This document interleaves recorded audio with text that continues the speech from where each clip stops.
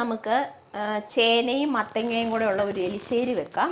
അതിനായിട്ട് ഇവിടെ ഞാൻ എടുത്തിരിക്കുന്നത് ഒരു ചെറിയ ചേനയാണ്. ഇതൊരു 1/2 കിലോ കാണുമായിരിക്കും, ഒരു ചെറിയ ചേന.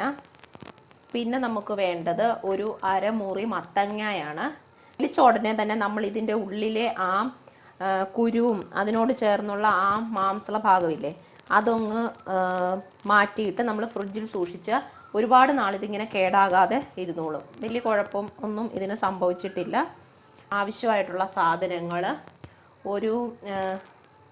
ഒരു തേങ്ങ വേണ്ട, ഒരു 1/2 മുറിയും പിന്നെ രണ്ടാമത്തെ മുറി തേങ്ങയുടെ ഒരു 1/4 ഭാഗവും, അങ്ങനെ ഞാൻ ചിരകി എടുത്തിരിക്കുന്ന തേങ്ങയാണിത്.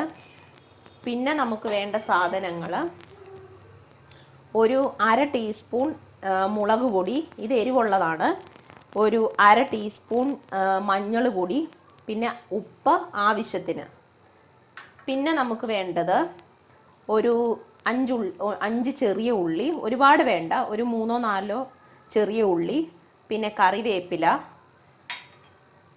പിന്നെ അല്പം ചെറുജീരകമില്ലേ, നമ്മൾ മോരിനൊക്കെ കാച്ചുന്ന ചെറിയ ജീരകം, ആ ജീരകം ഒരു 1/4 ടീസ്പൂൺ, പിന്നെ താളിക്കാനായിട്ട് നമ്മുടെ കടുക്. ഇത്രയും സാധനങ്ങളാണ് നമുക്ക് ആവശ്യമുള്ളത്. ഇനി ഞാൻ ഈ മത്തങ്ങയും ചേനയും അരിഞ്ഞ് ചെറിയ കഷ്ണങ്ങളാക്കി കൊണ്ടുവരാം.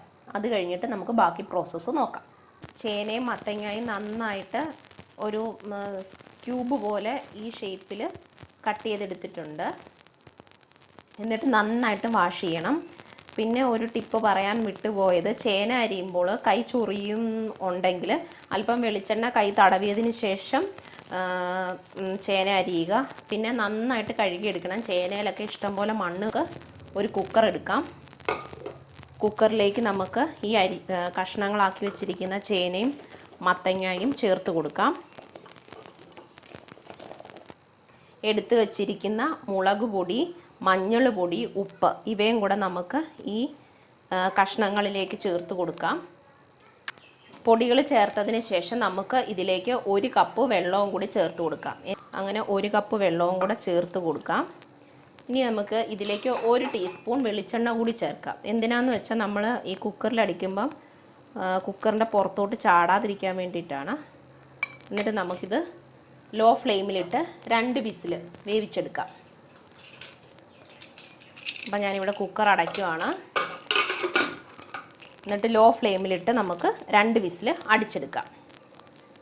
അപ്പോൾ കഷ്ണങ്ങൾ കുക്കറിൽ വേകുന്ന സമയത്ത് നമുക്ക് ഇനി അരപ്പിനായിട്ടുള്ള എന്തൊക്കെയാണ് ചെയ്യേണ്ടതെന്ന് നോക്കാം. അതിനായിട്ട് ഞാനിവിടെ ഒരു മിക്സിയുടെ ജാർ എടുത്തിട്ടുണ്ട്.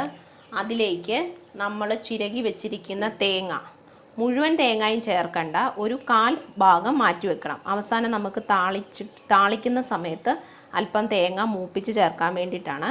അപ്പം ഞാനിവിടെ ഒരു 1/4 ഭാഗം തേങ്ങ മാറ്റി വെച്ചിട്ട് ബാക്കി ഈ അരപ്പിലേക്ക് ഇടുകയാണ്. അരപ്പ് അരയ്ക്കാനായിട്ട് ഇടുകയാണ്. പിന്നെ നമുക്ക് വേണ്ടത് നമ്മൾ എടുത്തു വച്ചിരിക്കുന്ന ചെറിയ ഉള്ളി, അത് ഇതിലേക്ക് ചെറിയ കഷ്ണങ്ങളായിട്ട് മുറിച്ച് നമുക്ക് ചേർക്കാം. 1/4 ടീസ്പൂൺ നല്ല ജീരകവും കൂടെ ആ ഫ്ലേവറിന് വേണ്ടിയിട്ട് ചേർക്കാം.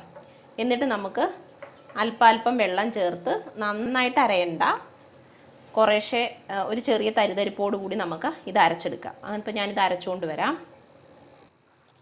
അപ്പം ഞാനിവിടെ തേങ്ങ അരച്ചെടുത്തുകൊണ്ട് വന്നിട്ടുണ്ട്. ഒരുപാട് വെള്ളമായിട്ടല്ല അരച്ചേക്കുന്നത്. എന്നാൽ അരഞ്ഞിട്ടുണ്ടോ എന്ന് ചോദിച്ചാൽ അരഞ്ഞിട്ടുണ്ട്. നമ്മുടെ ഒരു ചെറിയ തരിതരിപ്പും ഉണ്ട്, ചെറിയ തരിതരിപ്പും ഉണ്ട്. ഇപ്പം ഇവിടെ നമ്മൾ വേവിക്കാൻ വെച്ച കുക്കർ 2 വിസിലടിച്ചു. ഞാൻ ഓഫ് ചെയ്തിട്ടിരിക്കുമായിരുന്നു. ഇപ്പം പ്രഷർ മുഴുവൻ പോയിട്ടുണ്ട്. നമുക്കിതൊന്ന് തുറന്ന് നോക്കാം, വെന്തിട്ടുണ്ടോ എന്ന് നമുക്ക് നോക്കാം. നമുക്കൊരു തവി കൊണ്ട് ഒന്ന് ഇളക്കി കൊടുത്തിട്ട് നോക്കാം.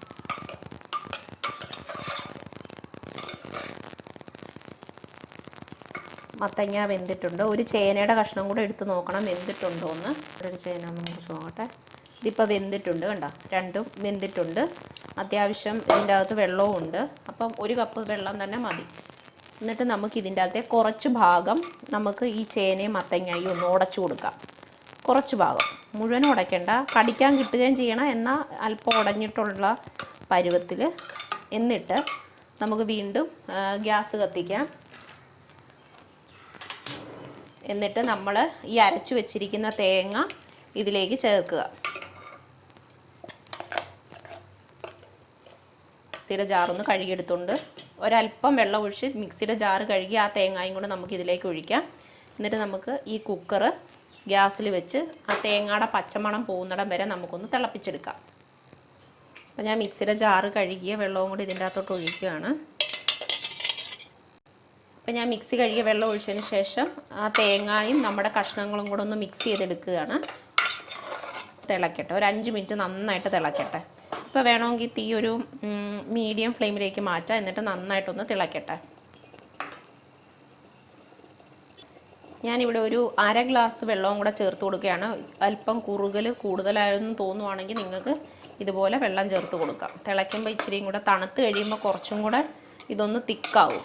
അപ്പോൾ ഞാനൊരു അല്പം വെള്ളവും കൂടെ ഒന്ന് തിളയ്ക്കാൻ വേണ്ടിയിട്ടൊന്ന് ചേർത്ത് കൊടുത്തിട്ടുണ്ട്. അപ്പോൾ ഇതവിടെ ഇരുന്ന് തിളയ്ക്കട്ടെ. അത്യാവശ്യം 5 മിനിറ്റ് തിളച്ചിട്ടുണ്ട്. ഇതിൻ്റെ ആ ജീരകത്തിൻ്റെയൊക്കെ പച്ചമണം മാറിയിട്ടുണ്ട്. ഇനി നമുക്ക് ഉപ്പ് നോക്കുക. ഉപ്പ് പോരെങ്കിൽ ചേർത്ത് കൊടുക്കുക. ഇപ്പോൾ എനിക്കിവിടെ ഉപ്പ് കറക്റ്റാണ്. അപ്പോൾ ഞാനിത് കുക്കർ താഴോട്ട് വാങ്ങി വെക്കുകയാണ്. ഇനി നമുക്ക് താളിച്ച് ചേർക്കാം. അപ്പോൾ ഇതിപ്പോൾ താളിക്കാനായിട്ട് ഞാനൊരു ചെറിയ ചീനച്ചട്ടി വെച്ചിട്ടുണ്ട്. ഇതിലേക്ക് നമുക്ക് അല്പം വെളിച്ചെണ്ണ ചേർത്ത് കൊടുക്കാം. 1 ടേബിൾ സ്പൂൺ വെളിച്ചെണ്ണ ആദ്യം ഒഴിക്കുക. 1 ടേബിൾ സ്പൂൺ വെളിച്ചെണ്ണ ഒഴിച്ചിട്ടുണ്ട്. ചൂടായി കഴിയുമ്പോൾ നമുക്ക് കടുക് പൊട്ടിക്കാം. കടുക് ഒരു 1/2 ടീസ്പൂൺ കടുക് ഇതിലേക്ക് ചേർക്കുകയാണ്. കടുക് നന്നായി പൊട്ടിയെന്ന് ഉറപ്പ് വരുത്തുക. ഉറപ്പ് വരുത്തിയതിന് ശേഷം മാത്രം കറിവേപ്പില ചേർക്കാം. കടുക് പൊട്ടി തുടങ്ങിയിട്ടുണ്ട്. നമുക്ക് കറിവേപ്പില ചേർക്കാം.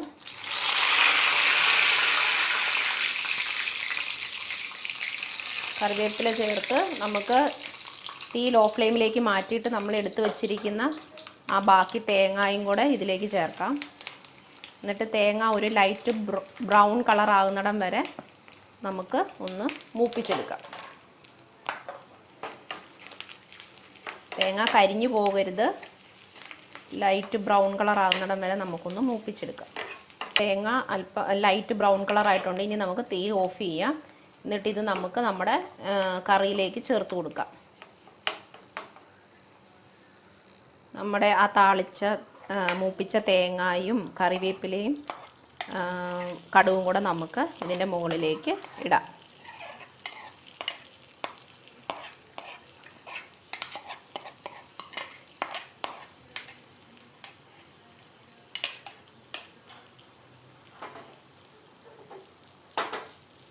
അങ്ങനെ നമ്മുടെ മത്തങ്ങ ചേന എലിശ്ശേരി തയ്യാറായിട്ടുണ്ട്. അപ്പോൾ എല്ലാവരും തയ്യാറാക്കി നോക്കുക. ഇഷ്ടപ്പെട്ടെങ്കിൽ ഷെയർ ചെയ്യാനും ലൈക്ക് ചെയ്യാനും സബ്സ്ക്രൈബ് ചെയ്യാനും മറക്കരുത്. സബ്സ്ക്രൈബ് ചെയ്യുമ്പോൾ അതിൻ്റെ അടുത്തുള്ള ഒരു ബെൽ ബട്ടൺ ഉണ്ട്, അതും കൂടി പ്രസ് ചെയ്യണം. എങ്കിലേ ഞാൻ ഫ്യൂച്ചറിൽ ഇതുപോലെയുള്ള വീഡിയോസ് അപ്ലോഡ് ചെയ്യുമ്പോൾ നിങ്ങൾക്ക് കാണാൻ പറ്റത്തുള്ളൂ. അപ്പോൾ എല്ലാവരും ട്രൈ ചെയ്ത് നോക്കിയിട്ട് അഭിപ്രായം പറയുക.